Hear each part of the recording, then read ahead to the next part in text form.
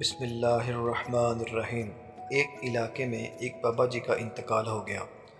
جنازہ تیار ہوا اور جب اٹھا کر قبرستان جانے لگے تو ایک آدمی آگے آیا اور چرپائی کا ایک پاؤں پکڑ کر بولا، مرنے والے نے میرے 15 لاکھ روپے دینے ہیں، پہلے مجھے پیسے دے دو پھر اس کو دفن کرنے دوں گا۔ اب تمام لوگ کھڑے تماشا دیکھ رہے تھے۔ بیٹوں نے کہا، مرنے والے نے ہمیں کوئی تو ایسی بات نہیں بتائی کہ وہ مقروض ہے، اس لیے ہمیں پیسے نہیں دے سکتے۔ مرنے والے کے بھائیوں نے کہا، جب بیٹے ذمہ دار نہیں تو ہم کیوں؟ اب سارے کھڑے ہیں، اس نے چرپائی پکڑی ہوئی ہے۔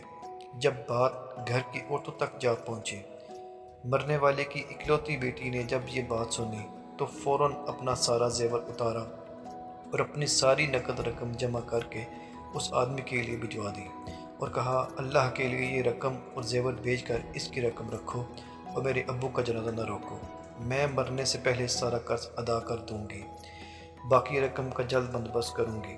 اب وہ شخص کھڑا ہوا اور سارے مجمع کی مخاطب کر کے بولا، اصل بات یہ ہے کہ میں نے مرنے والے سے 15 لاکھ لینے نہیں بلکہ اس کے 15 لاکھ دینے ہیں، اور اس کے کسی وارث کو میں جانتا نہ تھا تو میں نے یہ کھیل کھیلا۔ اب مجھے پتہ چل چکا ہے کہ اس کی وارث ایک بیٹی ہے، اس کا کوئی بیٹا اور کوئی بھائی نہیں ہے۔ اب بھائی منہ اٹھا کر اسے دیکھ رہے تھے اور بیٹے بھی۔ محترم دوستو، جن کی بیٹیاں ہیں بہت خوش نصیب ہیں، لہٰذا بیٹی کی پیدائش پر خوش ہونا چاہیے۔ بیٹیوں کی شریعت میں بھی بہت فضیلت بیان کی گئی ہے۔